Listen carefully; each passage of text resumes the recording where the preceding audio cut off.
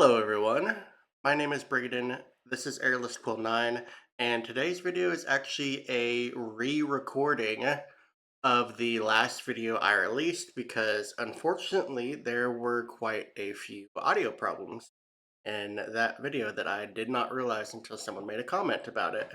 Unfortunately, you couldn't really hear myself, or James Wyatt, or Todd Kendrick, or Chris Perkins speaking, which is kind of the whole point of the video, so I am having to entirely re-record the video. So, sorry about all that. I hope you enjoy this video because I will be re-explaining my thoughts and re-watching this video with you all. And let's get to it. We have a massive Dungeon Master's toolbox that is in here now. Boy, howdy. And it's full of like every little thing that you would want to pull out of it to make an adventure. I love the damage tables. I love knowing what green ooze does. I like these environmental effects. I like the siege weapons. It really does feel like I have a box of toys in D&D to throw at players. Yeah, so the chapter that's called the DM's Toolbox is the third chapter in the book. It comes after the first two chapters, which are basically primers for the DM. This chapter, the Toolbox, is more of a miscellany. It's here's a bunch of other things that are likely to come up either when you're prepping for your game or when you're running for your game, or they might not come up at all. Yeah. Because they're so varied, we decided a simple alphabetical presentation was the best. So yeah, this video is about all the different tools that they have provided in this specific chapter for DMs to use during the course of their games. As you described, they're all alphabetical, and these will all be not necessarily optional rules, though some of them are optional. It is a lot of DM resources for Dungeon Masters used during the course of their game. And it's very much like a grab bag. You walk into the shed, you look for the tool that you need for the job, you take that tool and you go. This chapter sort of emulates that experience of when firearms become important and you need to know what a keg of gunpowder does. Yeah. You go to the firearms and explosives section. If you don't have firearms or Also, what they have not, well, they kind of showed, but haven't, or they didn't talk about it, is there is a section about firearms, and it will include additional firearm options. This will include modern firearms and futuristic firearms. There are some futuristic firearms in the Icewind Dale Realm of the Frostmaiden campaign setting or campaign adventure. So, spoilers slightly for that. And there hasn't really been any modern firearms in any books currently. But if you wanted something in your games that wasn't flintlock related, like the pistol and the musket are, the modern items would be the way to go because they have automatic rifle, a hunting rifle, a revolver, a semi-automatic, I believe it's a shotgun. Or no, I think it's a semi-automatic revolver or pistol. And then they have a shotgun as well. So that would be for those types of options, which will be presented here. So look for that. explosives in your game, you might never use this section. I think of it as equivalent to the rules glossary in the player's handbook, although the scale is very different. The rules glossary, you might have 12 entries on a single page. Here, each entry is 1 or 2 pages long, but it covers everything from alignment to creating new monsters to fear and mental stress to firearms, as Chris mentioned, and traps and everything in between. Like you said, we have chases, running chases, ending chases, mapping a chase. Like this is a little very in-depth on chases. And you also have settings for those chases, like a wilderness chase versus an urban chase. And then you've got like guidance for like creating creatures and magic items and all this other stuff. Like this feels very meaty. This is a lot to work with. High protein content. Yeah. Yes. Like, it kind of feels like you thought of everything that people would want. And it's a combination of stuff that had existed in the 2014 DMG. Yeah. And was sort of Scattered throughout the 2014 Yes. DMG. Yeah. now consolidated in one place and tightened up, and then adding other topics that have sort of surfaced, and we felt like we could do a more in-depth discussion around. What was one of the ones that you felt like you could do a more in-depth discussion on? Death. Oh, okay, yeah, no, that section is fantastic. Yeah. Dealing with character death. Exactly. How do you handle death in the campaign? Talking about death scenes, like as a character dies, what can you do to give them a moment Right. to sort of close off their story in that moment? But then dealing with the aftermath. Does the character come back? Does the player want the character to come back? How do you deal with what if everyone dies? Yes. Yes. It's a vital topic in this game where you're fighting monsters and rolling dice and rolling lots of ones. Yeah. And If the entire party ends up in the underworld, you know. yes. Another Yeah, so there is a section in this chapter about death and dying and how to deal with that in your campaign. There are guidelines for how to deal with the character death and what to do when the entire party dies, and I do feel like this is good, useful information for you to have when you acquire it. So this will be a very good section in the book. Hopefully it is in depth and does give you some examples of what you should do so that there isn't too much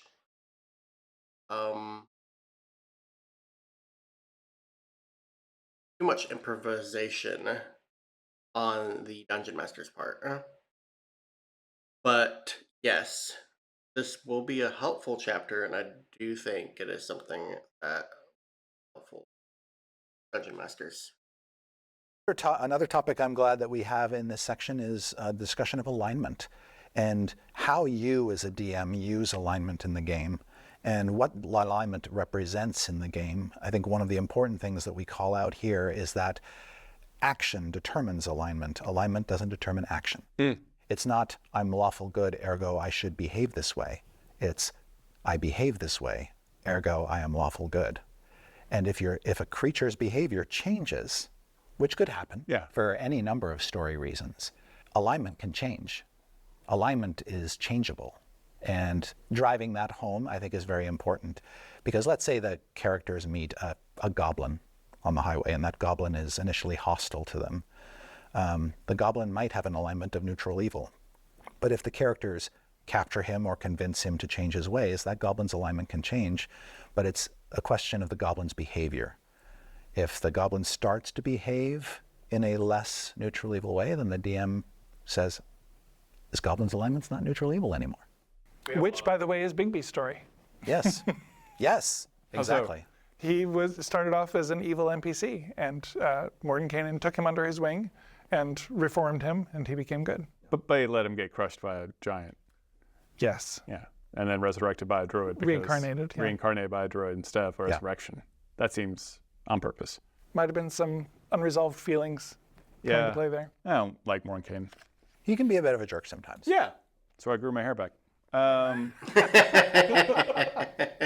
We've got curses and magical contagions. I always love this stuff. Funny. Cackle fever, sewer plague. We've got sight rot. Some lovely, lovely little curses to put onto your players. Yeah, and there's a lot of new text in there. So there is a section in the chapter for curses, which is really nice. A lot of, well, not a lot of, some dungeon masters do like curses and want to apply certain curses. That sounds like they've added some new options here as well. That'll be really nice, and then they'll tell you how to use curses in the game and how you might use them. So that's pretty good. There about how you as a DM can sort of create a custom curse that sort of fits well into the story you're trying to tell, because a curse can take many different forms in our Right. game. From the curse of demonic possession to something that is more akin to lycanthropy. Yeah. And how do you deal with that in the context of the game? What tools do you have as a dungeon master to sort of realize that mechanically? That's the sort of the heart of the discussion of that particular section. And this is quite a meaty section on death. Oh, by the yes, way. yeah. A Like, nice two-page This spread really covers it. with a beautiful piece of art Yeah, that is gorgeous. of characters making the journey to the great beyond. And the hands coming out of the water. Well, that's for you, Todd. Yeah, don't jump out of the boat. In my head at home, I don't think I'm that creepy. Our house is like up. Our house is black. Yeah, don't jump into the river Styx. Yeah, Bad river- things can happen there, and that's covered in this section as well. It is. Under hazards. Oh, Under of course it hazards. is. Doors, famously a problem in D&D. I've seen So this is kind of funny. They've added in a section about doors in this chapter, and it's just a bunch of rules on how doors work and how you might deal with doors. Because the funniest thing I can think of is that Critical Role has a famous issue with doors, because there's one instance in their first campaign where they couldn't get a door open. Quite funny. So yeah, there's a whole chapter about doors, and it gives them AC and hit points. Tells you how to open doors, how to force them open. It also gives rules on different types of doors based on their material composition. So yeah, kind of interesting. parties die because of doors. I've spent 2 hours in front of a door. Yes, and one of the reasons why we have a section on that is because one of the things that most often happens in any D&D adventure is the characters come to a locked door, Yeah. or they have to find a secret door in order to, find the hidden vault or whatever. Doors are so present. And here is some dungeon master advice regarding doors. If going through a door is important for the progression of the campaign, do not make it a secret door. And if you're going to make it a locked door, make sure that the party is able to open it. Otherwise, don't make it locked. That's just my sense. It will help with the progression of the campaign, and it won't make your party feel dumb and insignificant trying to get through a door or trying to progress through the campaign. You're not finding a door that you hid. In D&D games that we thought they actually deserved their own section. Yeah. And one of the graces that this does is it sort of codifies a lot of facts about doors so that you don't have to repeat them over and over in other places. Yeah. And you've got a lot of great choices like glass door, metal door, stone door, wooden door. We've Yeah, got if you ever need to know the armor class and hit points of a stone door, Yeah. look no further. That information's here. And also, we've got the hit points, the difficulty to open, Yeah. luck complexities. We've got secret doors and how hard they are to detect. This is so useful. Portcullises often happens as well. Yeah. And then we've got dungeons. We've got a lot on dungeons, mapping a dungeon, dungeon decay, and dungeon quirks. There's a massive. Yes, I would say as a general rule, don't hide important plot points behind hidden doors. Hide treasure behind it. And that will make it a reward for players if they are able to discover it, and they won't feel bad if they don't. Table on this. Yeah, this is a sort of compilation of a lot of material that was again, scattered throughout the 2014 DMG, but condensed down to basically help you bring an adventure environment to life. Whether it's a dungeon in an adventure you're running and you want to spice it up a little bit, or if you're creating an adventure set in a dungeon, you can roll on the Dungeon Quirks table to give some inspiration about why, when, and by whom it was built, and what kind of shape it's in. And what might be in there. Yeah, it's a good reminder to DMs just how varied dungeons can be. A dungeon can be inside of a dead beast. I mean, you've got some examples here. It's like, well, a dungeon could be made by giants, so everything is a scale that is completely over the top. Yes. And maybe more difficult to get around. And there's a beautiful illustration showing what a giant dungeon ruin looks like. Yeah. Again, As amazing the art. halfling struggles to climb up the stairs. Yeah. Yeah. Built a dungeon built on top of a cloud in the sewers, by dwarves in a volcano floating on the sea. It's just a lot of hooks to show you that dungeon doesn't just have to be something underneath the city. And can be fantastical in itself. Yeah. I love carved into a meteorite before or after. Because that implies a lot of horrible things. Yeah. That reminds me of an adventure I ran years and years and years ago where the characters were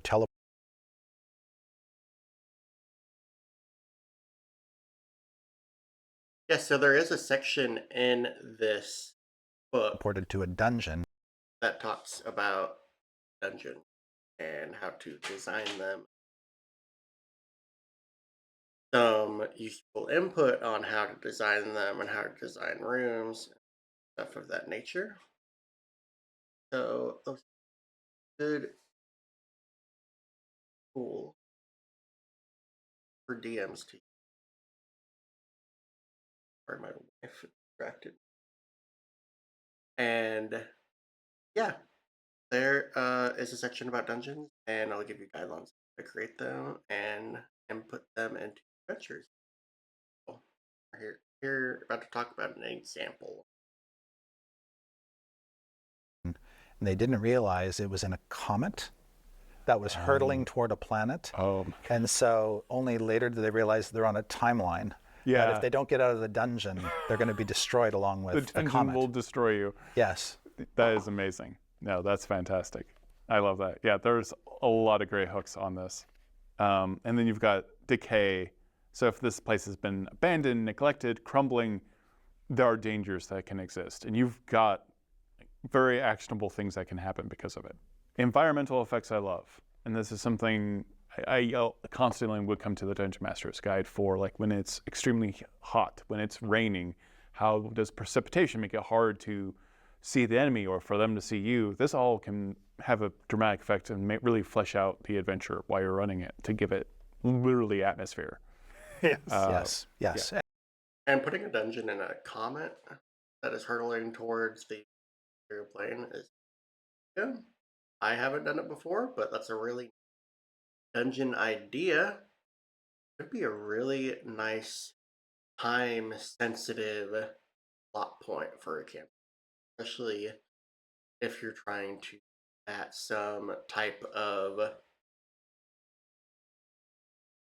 far realm threat that might be hurtling towards the material plane in your campaign. It would be a really cool setting for that. Oh.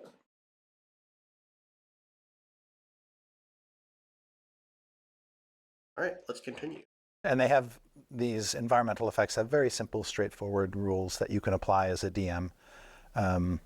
And mostly here, we just did consolidation of material that was in the 2014 books, just to make sure it was all in one place. That includes planar effects that were in the cosmology chapter before, because they can apply not just on the plane they originate from, but also in a place that is affected by the energy of that plane. Yeah, I mean, because some of these environmental effects make a lot of sense, That's like good. extreme heat, frigid water, deep water, extreme cold. But then we have dead magic zone. So the fabric of the weave has been somehow devastated. Yeah, this is some interesting stuff. So they're adding in special types of hazards that are dependent on certain factors in an area, but it's a really cool way to emphasize what is going on in this section of your campaign. So, like they're talking about dead magic stuff. Pretty interesting, and it's gonna have some very cool effects that the party will have to deal with while they're in that area. They have some other examples here as well. They're going to Yeah. High altitude, again, terrifying. But then we've got, yeah, like you said, the planar effects. The winds of pandemonium. I love using effects like that. And you can always mix and match those if you want to make an environment special. Yes. We also have like a section on fear and mental stress. That's right. Yes. So these are effects that often come up in. Yeah, so fear and mental stress, they're going to talk about it here. It's a optional rule in the Dungeon Master's Guide that isn't used too often based on my experience. I tried to use it in a campaign. I think I tried to use it in Icewind Dale, and I ended up just dropping it because it didn't feel that potent when I was using it, and it didn't really affect much. So I ended up not using it, but I feel like they've redesigned it some way, as they're going to talk about here. Seems like it's focused in a complete way. Play where characters are confronted with some horror of the far realm or something that inspires such dread that commoners would run in terror, and adventurers might do the same under certain circumstances. We've given the DM tools for mechanically, how do you handle fear in the game? Mechanically, how do you handle mental stress? One of the simplest rules in here that I think a lot of DMs can leverage is we have something in the game called psychic damage. And psychic damage is a great way to mechanically reflect mental stress. If an effect is causing mental stress, it is attacking the mind of the character, and that's represented by psychic damage. But there are other types of effects that are talked about in here as well, so that you have some versatility. You also have like a settlement tracker in here. We've got traps in here, a lot of traps, a lot of poison to choose from, siege weapons, guidance on NPCs, an NPC tracker. This really is kind of like every toy in the box that you need. Yes, and one. Yeah, so they have all these different sections here that have guidelines on how to create things. So they have guidelines and random table generators to help design a town. They have the same thing for you to help design a piece or an NPC. And they also have tracking sheets so that you can write that information down and have that on a paper in front of you and put it in your campaign folder so you don't forget that information. So you can add new things on there when you need to as well. So yeah, they just have some really useful Dungeon Master tools. We've done a few sort of evolutionary things with some of these tried and true dungeon staples. For instance, the hazards and the traps now, you can actually customize. You can essentially up-level them the way you can up-level spells. So if you want a more dangerous version of that hazard, the rules help you create it. The nastiest quicksand.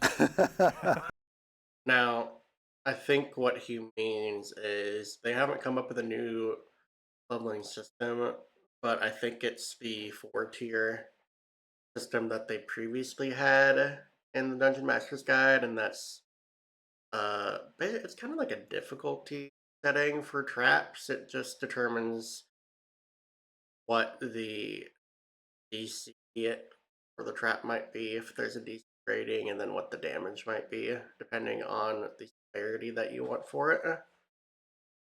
They may have categorized it differently, but I'm sure it's pretty similar to what was present before. Because as we've seen, WotC does many things about their Yeah. Fireball fungus is lovely. Fireball fungus is a small inanimate mushroom that can grow anywhere. Fungi are found in abundance. Its luminous orange cap sheds light, and it can withstand a certain amount of damage, but when you drop it to 0, it detonates as if a fireball exploded in its space. And if you put a bunch of fireball fungi together, they can all trigger their fireball effects. So for low-level play, I recommend only one at a time. But for high-level characters, you put 3 or 4 of those in one place. Or you march an army into that field. Like, Yes. you know the field is there, and you have to very carefully run through it. And then an army like starts running through there and just starts blowing up behind you. Yep. Yeah. One of the other new hazards that we've created are called vicious vines. Yeah. Vicious vines they look like ordinary vines that you might see coiling around a statue in a garden or around an archway in a doorway.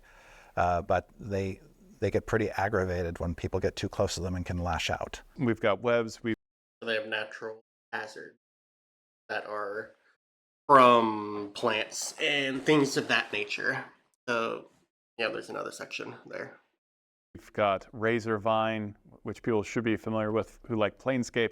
The river Styx, as you mentioned, a rock slide, inferno, poisonous gas, quicksand. It's so fun to have all these little pieces because each one of them can just trigger an adventure in my mind. I think it's great to arm the DM with things that are just more than monsters. Yeah. So that it helps bring the environment to life, as you say, and it gives them something else to contend with. Yeah. They can't talk to the brown mold. Yeah. They can't negotiate with it. They just have to deal with it in some other way. And just fun stuff to play Unless you with. make Like, the mold as you're building out a alive. settlement, you as a DM might already have an idea in your head about what that settlement is and what it's like. But if you want to go through the fun activity of just coming up with a random settlement, you can do so now. In fact, let's do so now. Okay. Okay, so right now what they're going to do is they're going to randomly generate a settlement based on some tables that they have present in this section. So let's just give it a listen because it is pretty interesting. You want a dice roller? Oh yeah, we have a die. Thank you. We'll need a die. So the settlement section talks about, I'm a DM, do I need a map of the settlement or can I get by without one? There's some advice on how to handle that. There's a tracking sheet here that you can use to keep track of important features of your settlement. But first you decide, how big is the settlement? Is it a village, is it a town, or is it a city? Let's say it's a town. What is the defining trait of the town? Roll a d20. 8. 8. It's got a sprawling cemetery. Hey, Todd. Yes. This is like the place you want to go your to house. live. Yeah. So then the defining trait of this town is it's got a huge sprawling cemetery. What is the town's claim to fame, James? 9. 9. Spellcasters. It has an abundance of spellcasters. Totally a good sign. Right. I'm betting a lot of necromancers. Yes. This is their IKEA. This is their Right. Walmart. Yes. Some assembly required. Some reassembly required. What current calamity is befalling the town? James, 1. this is a 12. Okay, 1. Monsters infest the settlement. Obviously. Maybe some of them are, in Some of them have been graves. made. Yeah, these are the Yes. undead that wander. Maybe they're hiding out in the mausoleums. I don't know. And then local leaders, you roll a d12 and you get 4. 4. An illegitimate leader causing civil unrest. So maybe the mayor died and his son or daughter has just seized the reins of power while other elected officials are trying to install other more appropriate people. There's a tavern in this town that everybody likes to frequent. We're going to have to roll 2 d20s for this one. 20 and 17. All right. The first half of the tavern's name is The Witch and. This is so appropriate. And then the second part is Satyr. The Witch and Satyr. That's the name Tavern. of the tavern. That's the name of the tavern, The Witch and Satyr. And if you need to know what that building is over there, it's a shop of some kind. You can roll a d20. 19. And it's a mason. He's probably busy making gravestones. So there you go. Now all you need is a settlement name. Bada bing, bada boom. You've just made a town. Yeah, so as you can see, that was pretty thematically appropriate based on what they rolled, which it could turn out like that, and then maybe it could be a little bit more varied. But yeah, having those tables is pretty nice. And you can write all that information down on the handy settlement tracker provided in the chat. And that's so fun too. You're kind of playing a mini game as a DM when you get to roll on a random table. Yeah, we often talk about rainy day activities. Yeah. That something like a random settlement generator is great for. I can't go outside and play today. I guess that's where rainy day comes from. But our D&D game got canceled this week. But I want to be doing D&D. So I'm gonna pull out my Dungeon Master's Guide and do this. So tell me about mobs. Well, like a great example is 8 zombies are surrounding and attacking a fighter. Like, do they get bonuses because they're... Yeah, so they're about to talk about something really interesting, which is mob rules. This is a large group of creatures. They actually have a section in the Dungeon Master's Guide about how to mechanically run large groups of creatures without running them all separately. They're a mob. Right. There's a way to run an encounter, and that is if you're fighting a large number of creatures and they're all basically the same, you can run them all individually. Yeah. Or you can use mobs. Right. It's basically just a way of abstracting the math to say, okay, if there's 8 skeletons attacking the fighter at once, you can roll for each one, but statistics tells you how many of them are going to hit. Yeah. And we condense that information onto a table that you can look at really quick to just figure out, okay, 8 of them attack you, 3 of them hit, you take this much damage, and streamline that. And then the flip side is the wizard casts a fireball, how many zombies are in it? Yeah. If you don't have 80 zombie miniatures on your battle map and draw the circle and carefully count how many each one, you can use the table in there to give you an estimate of how many. Because you're getting that cumulative effect of damage. And this is extremely helpful. I love running mobs in D&D. So yeah, if you're I'm glad being to hear that. attacked by 10 zombies and you cast a fireball, you have this pool of damage that you are offing. Yeah, in a theater of the mind experience, play experience, it's a very fair way to adjudicate the number of targets and the number of hits. Yeah. We've got a great section on marks of prestige, whether you've given someone a fortification, medals. Yeah, marks of prestige is a sort of a funny name for alternate rewards. Yeah. And not every reward has to be in gold pieces or a magic item. Sometimes the best rewards are the strange ones. You just got a deed to a rundown keep, or you just got a medal which you can wear proudly, or a title that you can bear and walk around with and call yourself by. Or you got a letter of recommendation, which in a story-based game like D&D can be hugely advantageous. Yeah. You couldn't get to see the king before, but now you can, because you did this other quest and you got this very special reward.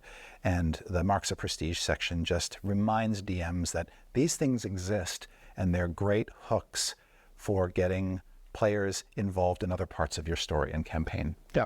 And we've got a great NPC section, NPC tracker, tables for names that you might want to make up. There's fantastic art of a fire giant being talked to by a mind flayer as an example. Funny thing about that piece of art, we've done versions of that. The sinister NPC whispering in the ruler's ear a couple of times through the years. Usually with humans. So this time I decided to do one that is mind flayer whispering in the ear of the fire giant king. So it's that much more fantastical and threatening. Yes, and it also helps us convey that NPC is a broad category that doesn't include just humanoids. It can include like monsters or creatures or scaled up people. In the case of a fire giant, it's very broad. To be an NPC, basically, you're just a creature that can be reasoned with and talked to. And there's guidance here for detailing them for their personality. And then again, you've got a table on that, like whether they have a pronounced scar, distinctive jewelry, unusual hair color, something to like make them more present in the imagination. Yes. Now, it was a missed opportunity not to have a mind flayer sitting on a throne and having a hill giant whisper in his ear. The implications alone. Hill giant with a headband of intellect. This is not the big bad villain. Maybe the hill giant's saying, "You want pepperonis on your brain." Sorry, pepperonis on the brain is very much in my head right now. Yeah. Hungry? Yes, a little bit. So another Great thing that we added to the NPC creation bit is for DMs who have a hard time coming up with names on the fly. Yeah. Some tables that you can use to create a name. But you also have NPC secrets. You've got rules for NPCs as party members, the comic relief, the curmudgeon, like these very standard reasons to have an NPC there. Yes, and those categories were very carefully chosen so that you're introducing, our advice to the DM is introduce NPCs who are adding something to the party without being too much work for you. Yeah. And so sometimes a party, particularly if they're underpowered in some way, can benefit from an NPC who just fills in something that they don't have. It could be as simple as the milk toast healer. Yeah. This is just a guy or a gal or a thing that delivers healing when you need it and doesn't have much more to contribute to the party than that. As opposed to the dutiful assistant. Right. Or the walking textbook. Yeah. These are archetypes of NPCs that a lot of party members would want to have in their group, but aren't going to steal the spotlight away from their characters. And you get into loyalty, the meaning of loyalty. Yeah, loyalty is a... Mutiny. You get into mutiny. Yes, loyalty is a sort of an optional rule that a DM can dive into for special situations where the characters are have NPCs around, and those NPCs' demeanors can change. So if the characters, say, buy a ship and decide to set sail across the high seas, and they hire an NPC crew to do a lot of the drudge work, a DM might want to keep track of that crew's loyalty. Yeah. And on top of this, we have tons of traps to choose from: falling nets, hidden pits, poison darts, fire casting statues, poison needles, rolling stones, which you have to have, spiked pit.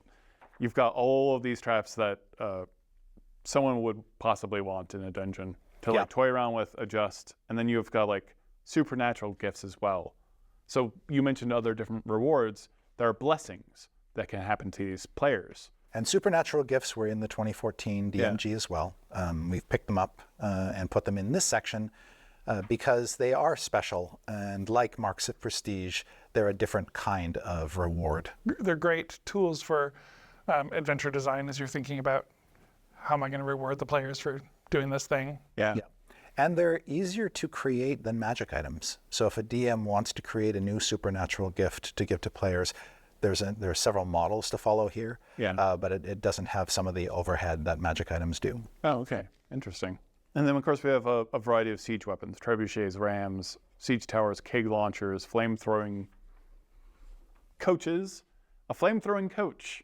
Yes, we had several siege items in the 2014 ones, and we wanted to just flesh out those because they were pretty mundane. It's like we had a ballista, we had the mangonel, but we wanted to give some weird fantasy ones as well, like the keg thrower and the... Yes, so they've added in some new siege weapon options. And they've cleaned up the way that they're presented slightly. Pretty nice. So they're easier to determine what they're using. Basically the medieval tank, the flame-throwing coach. I love these new additions. This really does feel like the toy box. And also very organized. Yes. An organized toy box. If all else fails, alphabetization. Thank you so much for watching. Yeah, so that is the video. So yeah, there's a chapter 3 is the Dungeon Master's Toolbox, and there's a lot of tools for the Dungeon Master games to help them run it smoothly or come up with additional things that they want to add in there for fun and function. It is going to be a very easy chapter. They did not talk about any rules for homebrewing monsters or spells or anything of that nature. So if I had to imagine, that will be present in this chapter. And if not, it's possibly in a different chapter, which would be fine. But I'm almost positive it's going to be in this chapter since the Dungeon Master's Toolbox. Unfortunately, they didn't talk about those rules or mechanics. So, yeah, overall, the new Dungeon Master's Guide sounds like it's going to have a lot of content and it's going to be Dungeon Masters. I am excited for its release, but that is going to be it for this video. Thank you for watching. I'm sorry that there were issues in the previous version of this video. I hope that the audio is good on this one. If not, I will have to record it again, which will be very annoying. So let's hope that it's not. Anyways, thank you for watching. Please feel free to like and subscribe if you enjoyed this video and want to see more from my channel. And I will catch you all in the next video.